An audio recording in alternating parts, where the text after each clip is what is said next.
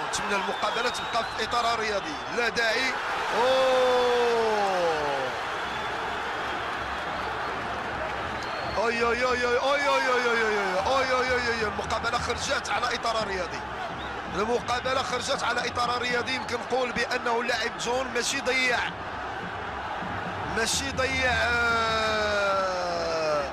ماشي ضيع ماشي ضيع فريق الدفاع الحسني الجيدي من هدف، ولكن صراحة حرم فريق الدفاع الحسني الجيدي جون لانغولاما. شاهدوا الآن هذه المحاولة، شاهدوا هنا أيوب الخالقي طالب الحكم، الحكم أعطى ضربة خطأ، الحكم أعطى ضربة خطأ، ولكن الحوار والصراع كان ما بين بالرابح و جون لانغولاما، وبالتالي نتمنوا بان المباراه تبقى في اطار رياضي.